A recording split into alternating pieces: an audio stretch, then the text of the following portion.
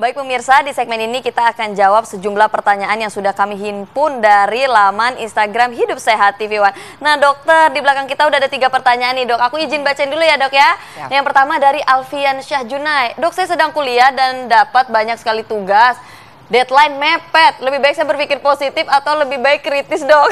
Lebih baik kerjain cepetan gitu ya dok. Terus yang kedua nih dok, Hadinata Negara. Pagi dok mau bertanya apakah dengan berpikir positif dapat membantu mengatasi stres? Yang ketiga ada Jalan _ bareng Mami. Dok, bagaimana cara kita menghindari dari toxic positivity? Karena di masyarakat kita kan bisa untuk selalu positif. Toksik ini karena kebiasaan bisa tidak sadar ya dok. Nah ini menarik nih dok. Menarik. Boleh ya dok dijawab tiga-tiganya. Tiga-tiganya ya. Oke. Kalau yang lagi ada tugas kuliah dan deadline, tadi dikerjain aja ya. Sebenarnya gini, kita tuh berpikirnya rasional, disarankan rasional. Kalau misalnya ada tugas, mulai berpikir apa yang perlu saya lakukan untuk menyelesaikan tugas ini. Jadi rasional untuk menyusun langkah-langkah penyelesaian tugasnya gitu ya. Kalau misalnya kita positif, aku bisa, aku pasti lulus, tapi nggak dikejar-kejain, ya itu toxic positivity gitu ya. Jadi berpikir rasional, berpikir kritis is okay. Buktinya pertanyaannya kritis banget. Kemudian pertanyaan kedua, apakah berpikir positif bisa bantu mengatasi stres? Bisa kalau itu rasional gitu ya. Jadi tidak semua pikiran positif itu rasional. Oleh karena itu kalau kita ingin mengelola stres, kita kenali pikiran-pikiran kita, hal-hal yang negatif yang muncul dalam pikiran, kita ubah menjadi lebih rasional. Terus kemudian cara menghindar dari toxic positivity nggak bisa, karena udah ada di masyarakat.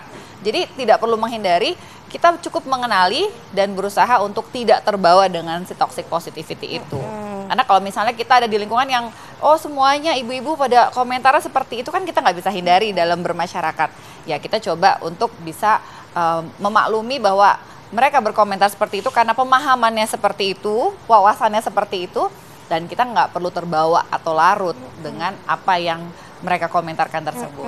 Nah dok, tapi kalau boleh tahu gimana sih caranya kita untuk mengelola energi atau emosi negatif yang ada di diri kita ini supaya tidak jadi keburukan dalam kita melakukan sesuatu, gimana nih dok? Ya, kita perlu bisa memproses emosi kita.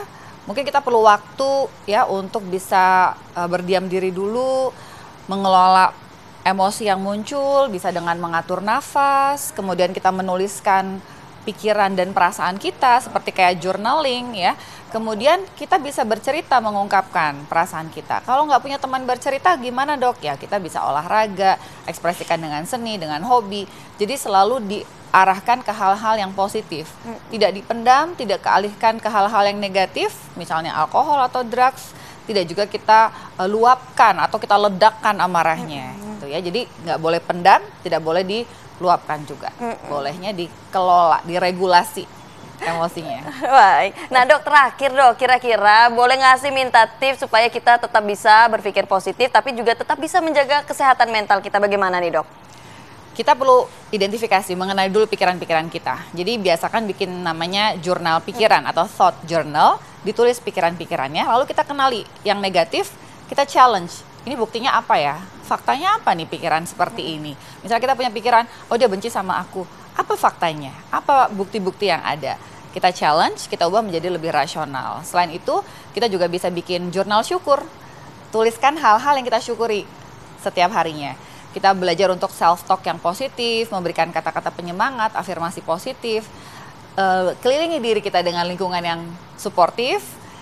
Kelilingi diri dengan orang-orang yang memberi energi positif. Karena energi itu menular ya, jadi dekatkan diri dengan orang-orang positive vibes. Dan cari bantuan profesional bila memang diperlukan.